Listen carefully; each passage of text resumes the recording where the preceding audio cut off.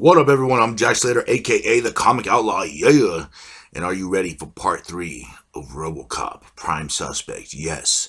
Robocop has been framed for a murder. Someone using his gun. The only problem is that he is the only one that can use his gun.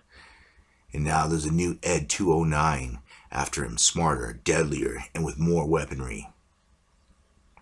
Robocop tries to prove his innocence after leaving Dr. Lazarus off. Since she did not trust him, Robocop decides to investigate this on his own. And it wasn't that Lazarus didn't trust him, she just didn't know how to figure out a way to overcome him, his programming, the gun. I mean, everything seemed pretty foolproof that he did it. And plus, he has a human and cybernetic brain, so you never know. So she was right to be suspicious. As Robocop's walking into the sewers, Dr. Lazarus is feeling bad about what happened. She's able to trace the weapon back to George Grimes. He basically was the guy in the first few issues who helped develop Robocop in the beginning stages. Robocop, of course, is drudging through the sewer, and sometimes being a law officer stinks.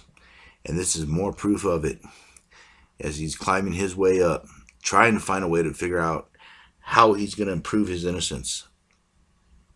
Of course, Dr. Lazarus goes to this man's house, and when he's not there, she decides to break in, a little B&E. These cops actually do break a lot of laws. But anyways, she starts searching for clues, files. They go over all the old blueprints for Robocop, and she's just looking for any and everything to prove Robocop innocent and to prove this guy guilty.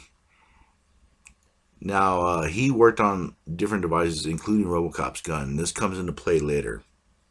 Anyways, Robocop's searching for information, trying to find out who framed him and what. He's actually doing a deep dive into the computers, a deep dive into his system, and he's just trying to find any and all clues in order to prove his innocence. Meanwhile, the cops get wise. He's not exactly hiding. He's walking right in front of the cameras. The cops wake up, of course, and they decide to mobilize the troops.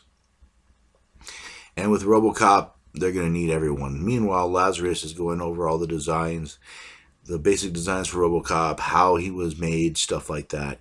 And she's finding real subtle clues that this George guy is more than meets the eye, that he might have something more to do with this case.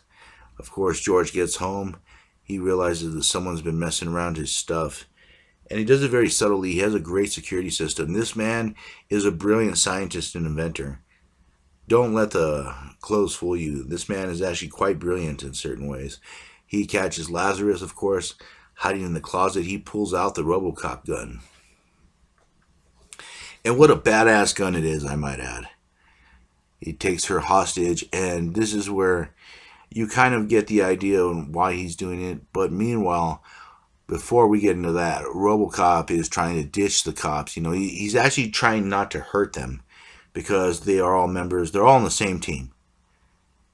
It's just Robocop is trying to prove his innocence right now, so he's trying to run away. He breaks into the armory, and he just comes out with a stack full of weapons. Robocop is ready for war. Yeah. Oh, man, you gotta love a bazooka. Anyways, Robocop comes out ready to kick some ass. And of course, the new version of the Ed 209, or whatever it's called, is getting ready to unload too. Now, keep in mind, these things are faster. They're more dangerous. They're actually ran by someone. They have armor-piercing rounds.